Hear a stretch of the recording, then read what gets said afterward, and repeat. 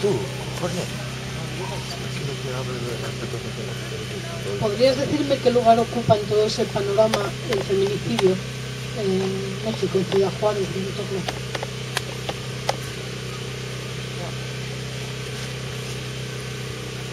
Le tengo que decir que el lugar donde el feminicidio es más alto no es Ciudad Juárez. Ese es el lugar que más se conoce porque las mujeres de Juárez hicieron una muy buena tarea de difusión. O sea, sí, la difusión de los movimientos es importante. Y tener cobertura en las redes y en muchas cosas sí cuenta y tiene un valor. En el Estado de México, que es, uno diría, una provincia pegada al Distrito Federal, al DF, en el centro del país, la cifra es cerca del doble de las mujeres asesinadas en Ciudad Juárez y las características son sumamente parecidas. Y el otro foco de feminicidio es el de la frontera con Guatemala. Y parece que en estos años de la famosa guerra todavía se ha ido agudizando mucho más. Entonces, una cosa que parece que ya está interiorizada y clarísima por parte de las migrantes centroamericanas es que el tránsito sí incluye formas de violencia sexual. Sí. O sea, como que este asunto de no solo te deportan o no solo te encuentran o no solo te va a extorsionar el que te va a pasar, sino que además hay una forma así de maltrato, ¿no? De violentación sexual muy fuerte. Hay un documental buenísimo que está en el YouTube que pueden encontrar que se llama Bajo Juárez, la ciudad devorando a sus hijas. Es un documental muy largo y está en muchas partes, como 12 partes o 13, en capitulitos. Ahí uno puede ver muy bien cuál es el vínculo que hay entre la clase política del lugar, los empresarios, la policía y los grupos delincuenciales. Hay muchas hipótesis. Una de las hipótesis es que es parte de esta cultura de hasta dónde se puede lograr la descomposición social, o sea, cómo uno puede romper todo ese sistema de redes personales que también son redes de protección. Entonces, cuando se genera una élite económica muy poderosa, el asunto no es solo económico, hay una forma de vida asociada a eso. Y en esa forma de vida parece que una parte de algunos empresarios de Juárez, que es de lo que más se ha investigado, sí realizan tremendas orgías con mujeres que se encuentran y donde parte del fin de la diversión es acabar en el asesinato, e incluso en video asesinatos, ¿no? Esto de los famosos videos snap, pero todo mundo está metido ahí.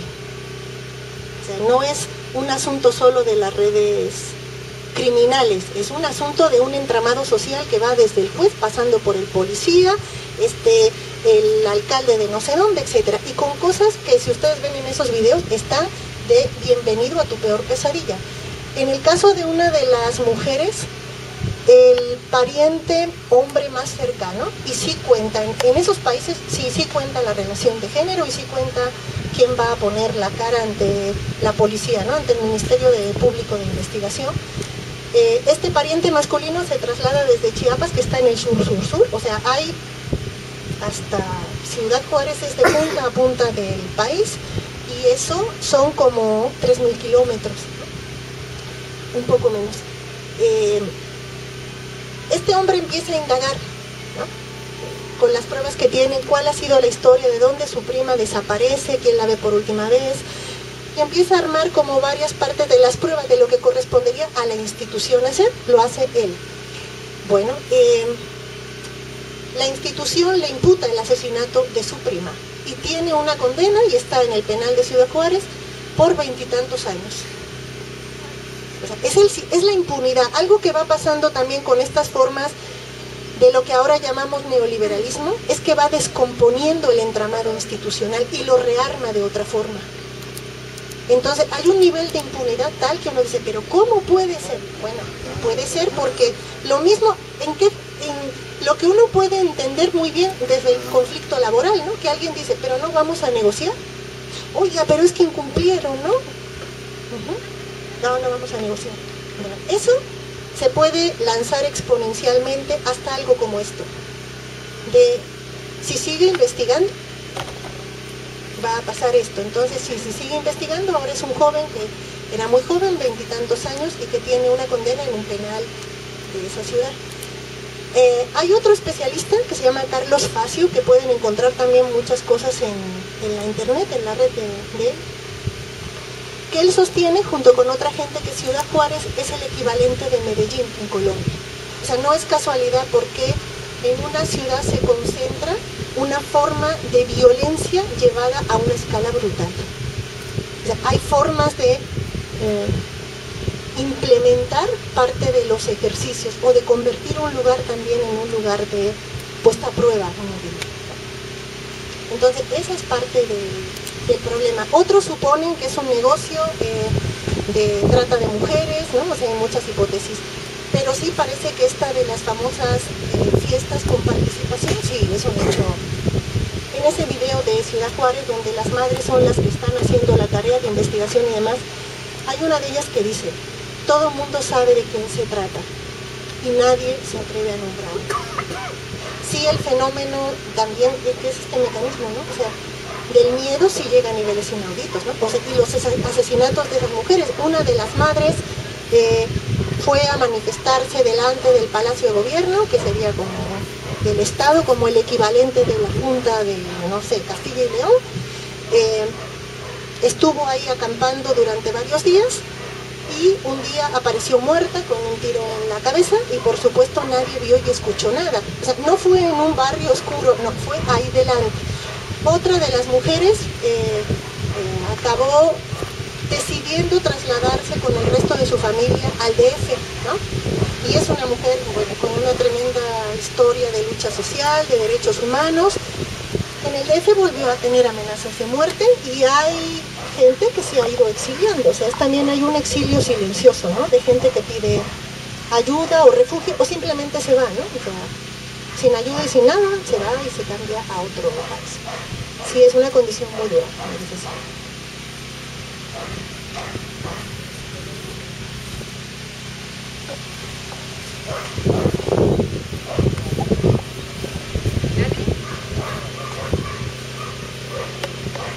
Yo sí que quiero hacer una reflexión. Yo digo que hace 10 años María José nos hablaba de lo que eran los planes de ajuste. Yo le preguntaba qué eran los planes de ajuste y ella me decía: mira, si tú en México ahora preguntas qué es un plan de ajuste, todo el mundo te sabe decir qué es. Que es privatizaciones, desempleo, encarecimiento de los servicios, etcétera, etcétera. Ella ahora nos ha planteado cómo ha ido evolucionando esas políticas de ajuste económicas y culturales hasta ahora. Yo creo que aquí estamos en un momento en el que todavía no son tan graves y que podemos revertirlas.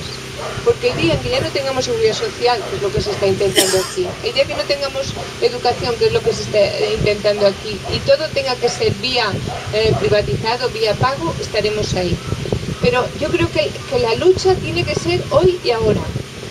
Porque lo están haciendo de forma minuciosa, detallada, pero poquito a poquito, como para que no nos enfrentemos a ello. Porque bueno, si ponen el copago, que son 10 euros al mes o 8 euros al mes, pues tampoco es tanto, ¿no? Pues habrá mucha gente que gane mucho dinero y que lo pueda pagar, etcétera.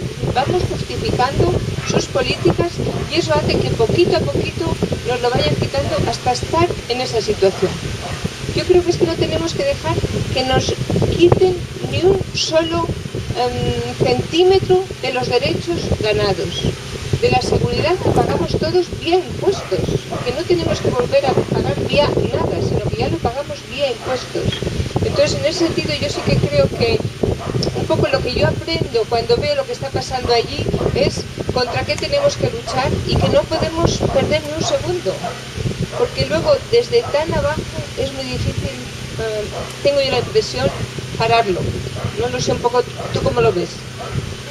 ¿Qué consejo nos darías aquí?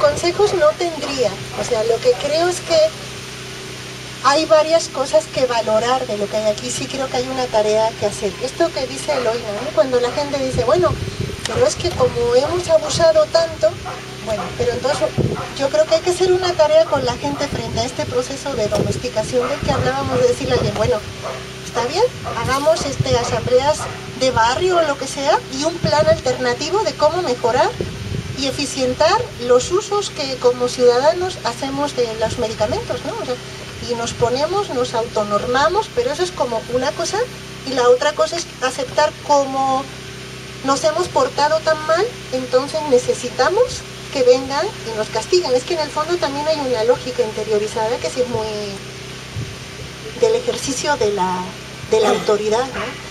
Esa es una parte que yo creo que sí hay que hacer con la gente, de no, mire, es su derecho, usted ya lo pagó, si quiere, lo que nosotros podemos hacer es discutir lo otro, ¿no? O sea, cómo regulamos que en vez de 2 cajas de no sé qué, pues la verdad que hasta que se me acabe una no voy a pedir la otra. Pero eso no justifica, porque sí es parte de esto que yo les decía de cómo se recompone cultural e ideológicamente a una población, ¿no? Luego está el asunto, pues con la educación también es lo mismo, ¿no? Ah, pues que hubiese estudiado a tiempo y hubiera pasado sus materias a tiempo, y si no, ¿para qué pagará los 800 euros que alguien me dijo que cuesta pagar una matrícula extra en una universidad pública, acá, ¿no? Entonces, uno dice, no, esa es una parte que creo que sí habría que hacer. Y la otra parte, de verdad, creo que sí hay una memoria que sí se fue, a veces parecía desapareciendo y otras activando.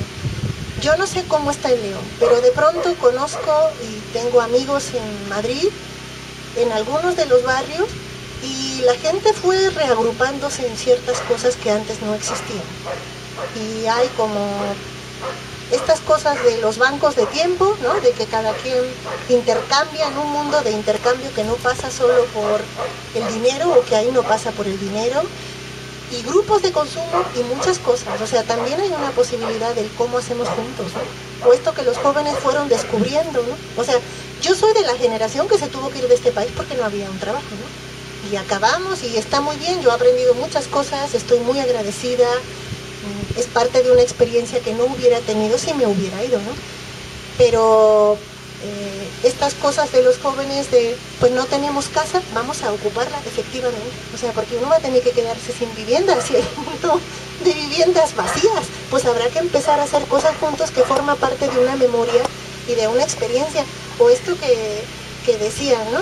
Del asunto minero, es que hay toda una tradición y una experiencia de lucha y una forma de conocer, porque sí hay saberes que sí tenemos, de cómo podemos mejorar nuestras formas de vida, nuestras formas de trabajo, nuestras formas de organización, que no están fáciles, pero que sí están.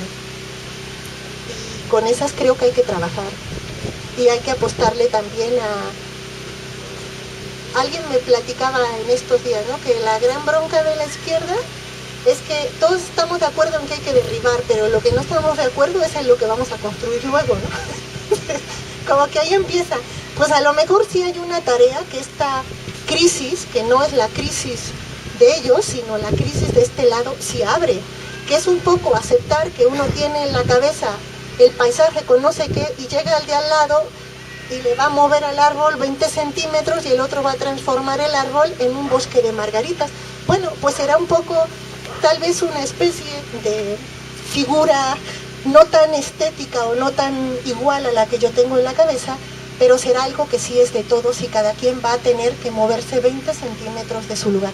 Yo trabajo en un lugar que es un poco diferente a otras universidades por las formas de trabajo, por la población con que trabajamos, y tal vez no todos, pero creo que algunos decidimos hace tiempo aprender a hacer trabajo colectivo y juntos, y ahí seguimos en el aprendizaje y a veces sí cuesta mucho, porque sí cuesta autocontenerse para no decirle al otro que eso que va a hacer y eso que está poniendo, no, es como, pues primero que me explique cómo la está viendo, a ver qué es lo que entendí de eso y a ver cómo platicamos y a ver cómo de ahí sale algo diferente a lo que yo tenía en la cabeza y a lo que el otro tenía.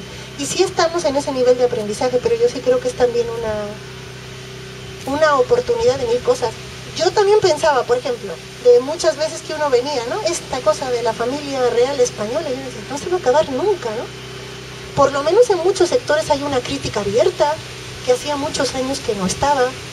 creo que también está, de veras, espero que nadie me lo tome como una falta de respeto, pero en esta cosa de la falta de ingreso económico, creo que también hay una posibilidad de revisión de ¿y qué cosas sí necesitamos para vivir? O sea, ¿en verdad necesitamos la casa con no sé cuántas habitaciones o podemos vivir en un lugar más chico? O sea, porque no es me conformo, es un poco cómo decido vivir, y a lo mejor mucha gente en esta crisis y en estos encuentros en la calle ha ido descubriendo y dando tiempo para, en lugar de ver la televisión, ver al compa de al lado, ¿no? Y ver cómo vive y qué hace y cómo se encuentran. Y no sé, bueno, creo que... Sé que suena muy poco eficiente y organizado y contundente, pero la verdad, no sé, les digo, a lo mejor sí un venezolano contaría otra cosa. Desde donde yo estoy en México creo que sí hay una resistencia como esa. De no nos vamos a morir, o sea, y no nos vamos a morir no solo físicamente, sino no nos vamos a morir por dentro. O sea, vamos a pararnos de otra forma en la vida.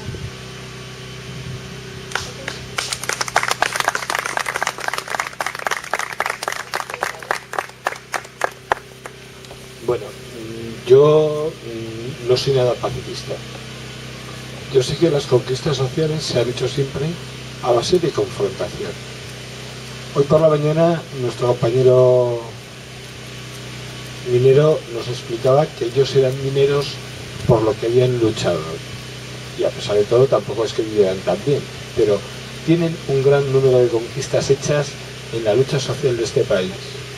O sea, desde hace casi 100 años las revoluciones más eficaces se han iniciado en las cuencas mineras y en la parte catalana y anarquista.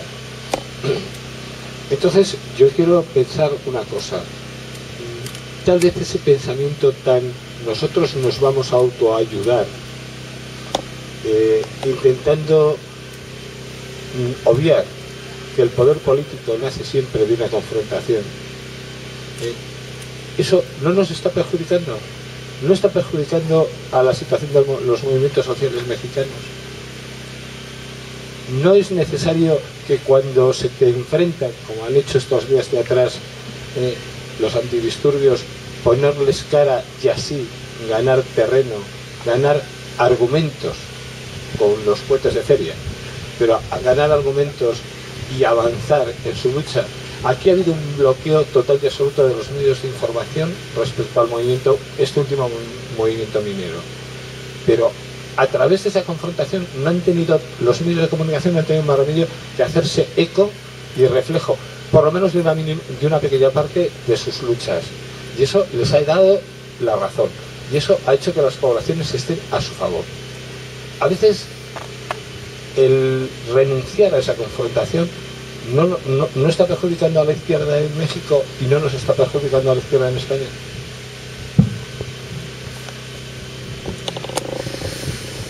Si usted me pregunta, creo que en eso España y México es diferente. O sea, creo que aquí la cosa se va a endurecer, pero todavía lo que puede pasar es que uno acabe en la cárcel y que haya una fianza, claro, y que haya una fianza que es pagable. Yo participé en la huelga de la UNAM, de la Nacional, que es la universidad más grande de América Latina en cantidad de gente, en el año 99. Bueno, cuando entró fue la primera experiencia de policía militarizada, que en aquel momento se llamaba Policía Federal Preventiva.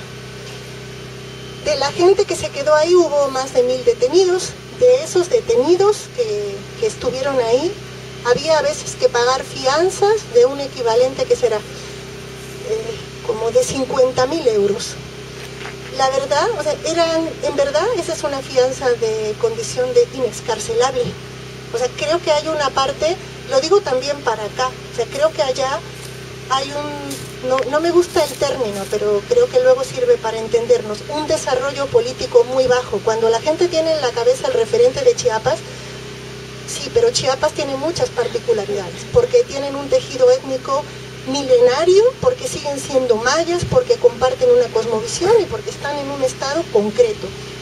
El país es muy grande y hay otras cosas, ¿no? Entonces eso lo hace más difícil y la gente va aprendiendo y a sacarse 70 años de encima, que si aquí 40 costaron un montón, pues 70 ya tienen mucho peso.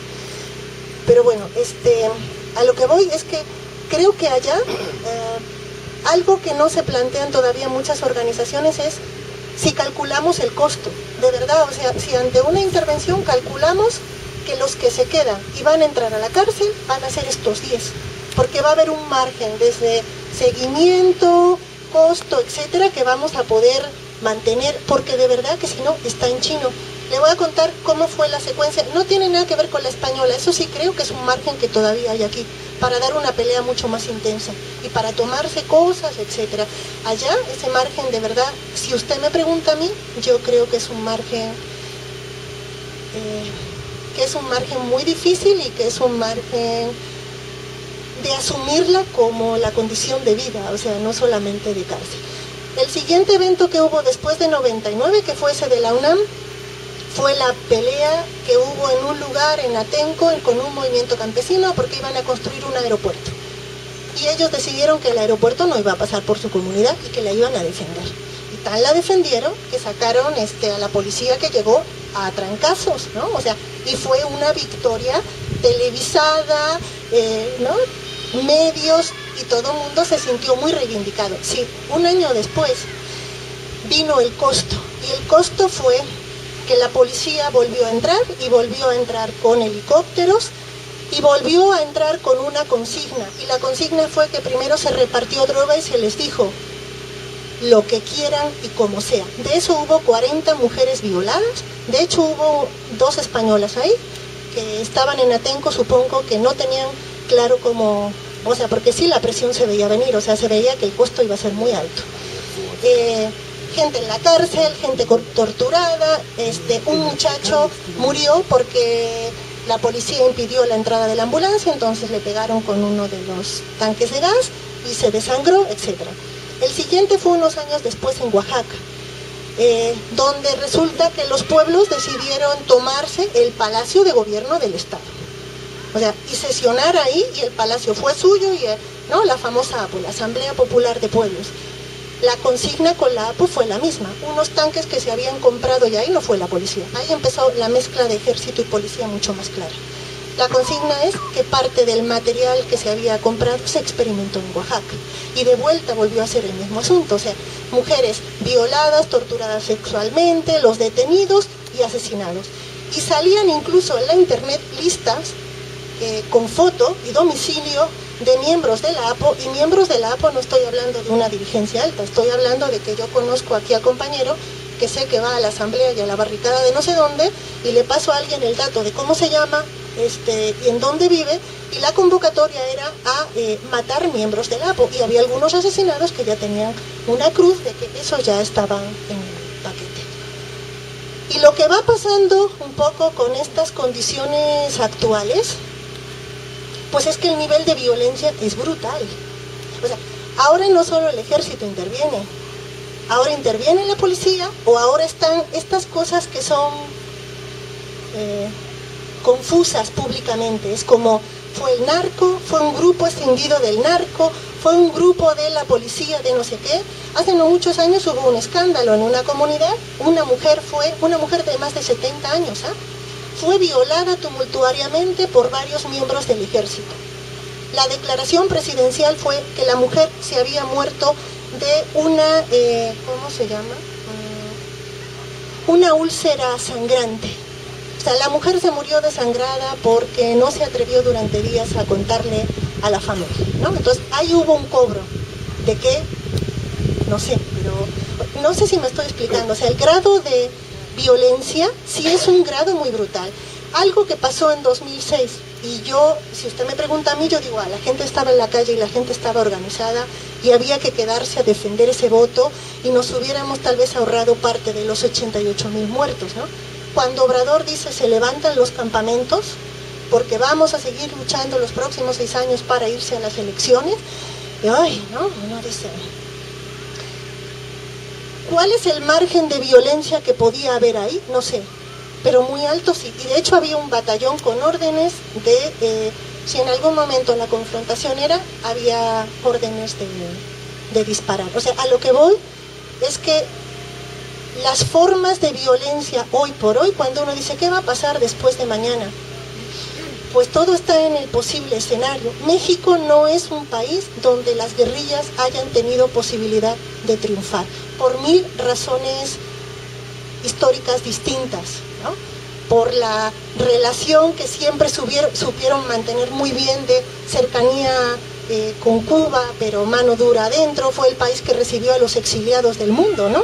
En los 70 allí llegaban uruguayos, argentinos, chilenos, y qué bien que fueron recibidos, pero es que en aquellos años, mientras se recibía a los exiliados, resulta que los mexicanos seguían siendo torturados, desaparecidos y tirados desde helicópteros, lo mismo que los otros en sus lugares de origen, y el mundo no sabía nada, y hasta el día de hoy hay una guerra sucia que estamos en la segunda guerra sucia. La primera ni siquiera fue investigada.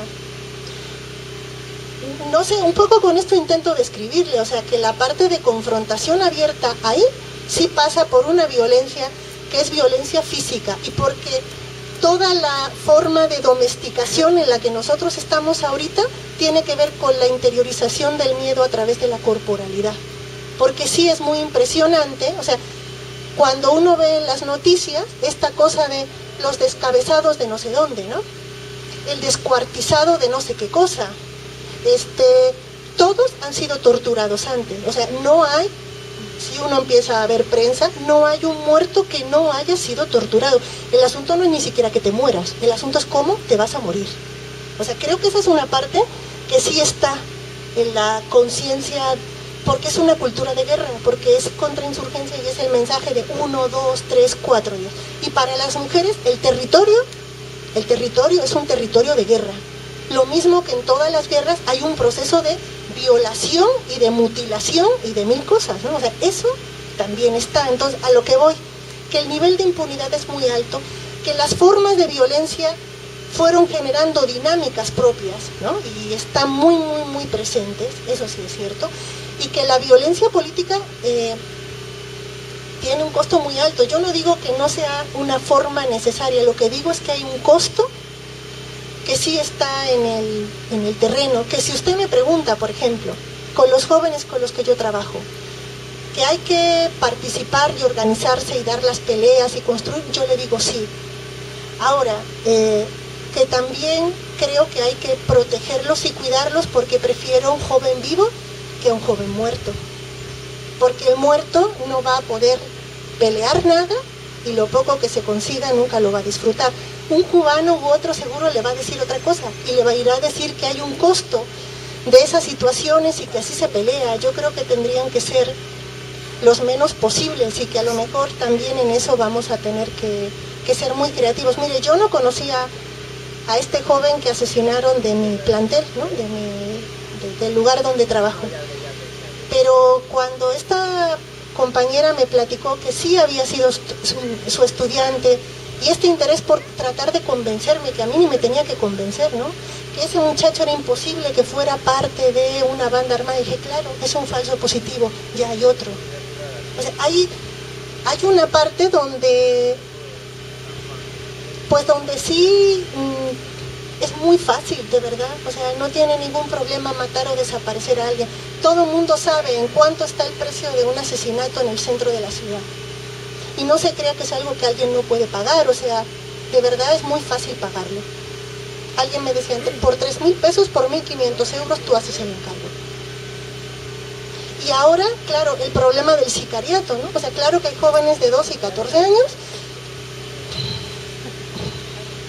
El precio se va abaratando, también es una, ¿no? Es una cuestión de mercado, entonces el otro te lo hacen por menos y el otro por menos. Que sí creo que tiene que haber confrontación, claro que tiene que haber confrontación, si no, no hay cómo, pero que también tenemos que ver cómo asumimos los menores costos, pues para que los muertos no sean, además en este país, ¿no? Que tenemos tantísimos, caray, ¿no? Para que sí tengamos chance de llegar, ¿no?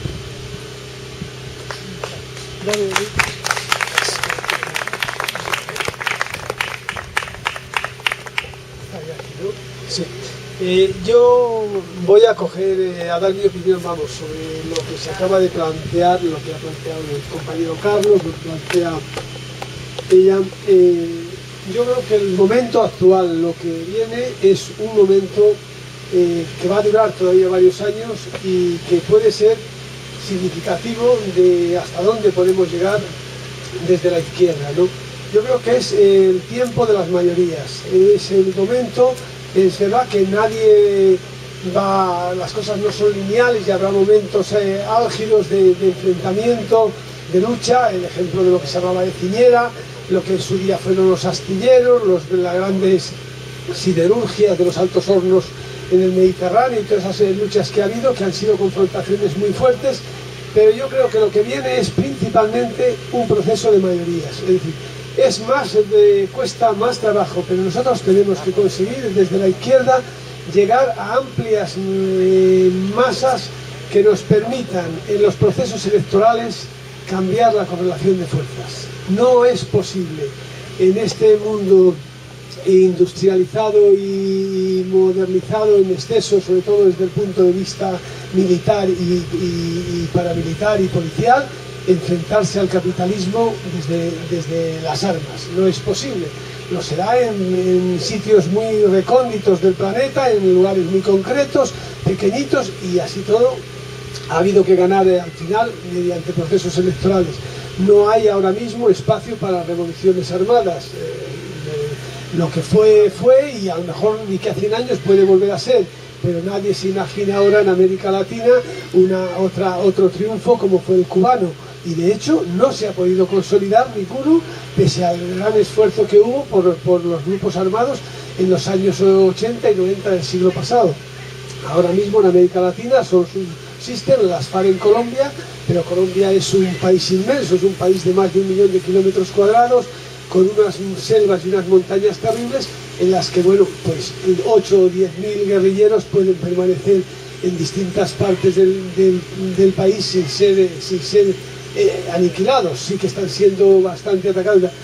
Aquí en Europa y concretamente nosotros en España, el camino que nos queda y el camino que le queda a la izquierda europea es el camino de las mayorías. Es el camino de convencer a los trabajadores de que otro mundo es posible y que esta dictadura del capital, esta dictadura del capitalismo, que es una dictadura al estilo de las que podían ser en su día las dictaduras de América Latina, que procedían de golpes militares, pero que ahora no, ahora es el golpe del capital, el golpe terrible que impone condiciones, que impone el cierre de colegios, que impone el cierre de hospitales y tal. Pero esta dictadura del capital es posible revertirla con un aumento de la participación de los trabajadores. Esas inmensas mayorías silenciosas, una parte de las cuales más del 30% no participa en procesos electorales. Eso es lo que hay que revertir. No es posible que los trabajadores que se van a ver ahora mismo con su derecho a la salud recortado, con su derecho a la asistencia a la educación para sus hijos recortada. No es posible que solo sigan pensando en el fútbol y en lo que les ofrece la televisión. No es posible. Será difícil, costará, pero seguramente será posible. Yo tengo la esperanza de que sea posible revertirlo mediante un proceso electoral. Desde luego, solo a través de esos, porque además es otra, las grandes mayorías, cuando ya toman posición, cuando votan por un candidato, cuando las cuestiones se dan, desde la otra parte es mucho más difícil revertir la situación. Ahora mismo yo no digo que no se pueda dar golpes de Estado. Acaba de hacerse uno de tipo palaciego, medio institucional, en Paraguay, donde han destituido al presidente. Pero bueno, las cosas están confusas y en todo caso no es un golpe militar. Y posiblemente Lugo consiga en unas nuevas elecciones, posiblemente volver a ser elegido presidente y a lo mejor cambiar la composición de ese Parlamento. Yo creo que aquí en España el proceso para nosotros es difícil. Representamos a Izquierda Unida, que es una fuerza minoritaria, pero que está creciendo. Yo creo que hay condiciones, desde luego, de no ser por esta vía. Nosotros lo otro, bueno, es anecdótico, puede ser, heroico para quienes realizan el enfrentamiento y quien se enfrenta, pero no pasa de ser muy minoritario. Todos sabemos que hoy aquí las fuerzas de orden público pueden masacrar una localidad, y en el resto del Estado, pues bueno, que no coincida con una final de la Eurocopa, porque si coincide con una final de la Eurocopa, resulta es que van a enterrar a sus muertos sin que el resto de la gente se quite de los televisores. Entonces, claro, vamos a ver cómo conjugamos, porque lo importante es eso, conseguir que amplias mayorías de trabajadores se convenzan de que es posible el cambio, que es posible arrebatarle el poder al capital, mediante procesos electorales y la elección de representantes políticos no corruptos, claro, no corruptos. Hay que acabar con esta política de años de corrupción en que está hasta los tuétanos metidas en líderes que han sido elevados a la categoría de grandes líderes pues por los medios de comunicación. No tenemos los medios de comunicación, no tenemos muchas cosas, pero sí tenemos la persistencia de seguir insistiendo en que los ciudadanos son dueños de su destino y que su voto vale mucho, estaremos en condiciones. Yo creo que los cambios que se han dado en América Latina en los últimos años, el tema de Venezuela, donde pese a todo el acoso internacional, el pueblo ha seguido votando a Chávez. Del caso de Bolivia, donde hace 50 años un indígena en la ciudad de La Paz, si iba por la acera y se encontraba con unos mestizos o blancos, tenía que bajarse de la acera, nadie imaginó que 50 años después Evo Morales, que fue dejado por muerto por los guardias rurales y tirado en un monte allí por muerto hasta que le encontraron otros indígenas y le salvaron, nadie pensaría que un indígena llegaría a gobernar Bolivia. Bueno, pues ha sido un esfuerzo. Hay vídeos que muestran cómo se hicieron los esfuerzos para convencer a los indígenas bolivianos de votar a Evo Morales. Personas analfabetas reunidas en pequeñas asambleas de estas donde se les hizo practicar una y otra vez la forma en que habría que votar, hasta aprenderse de memoria todos los pasos que hay que dar para votar, porque estamos hablando de poblaciones con el 30, 40, 50% del analfabetismo. Entonces, bueno, eso se ha hecho por mayorías. El Che estaría hoy orgulloso de lo que ha hecho Bolivia y que él desgraciadamente no pudo hacer y terminó allí dejando sus huesos. Y sin embargo los bolivianos han cambiado la correlación de la historia, han cambiado la historia de Bolivia.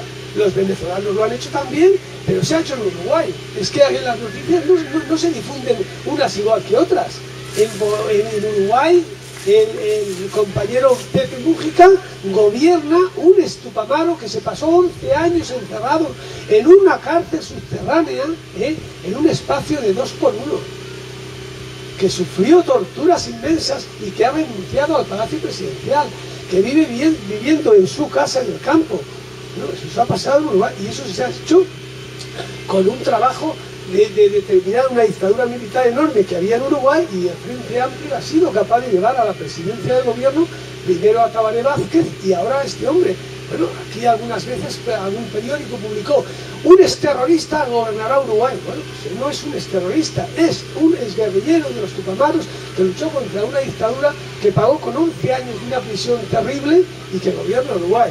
Yo creo que el objetivo debe ser centrarnos en las grandes mayorías, centrarnos en los trabajadores y en las trabajadoras. Las luchas, es evidente, nos las imponen, los pueblos tienen que resistir y a veces determinados momentos tienen que ser de resistencia porque, bueno, pues la Guardia Civil cerca a un pueblo, las condiciones son terribles, pero es verdad que para esos casos toda la solidaridad, pero sabemos dónde nos encontramos. No podemos esperar que en Cádiz se levanten a quemar los astilleros porque en Piñera la Guardia Civil esté matando mineros. Es decir, puede, ojalá, haber solidaridad, pero ya digo que no coincida con una final de la Eurocopa.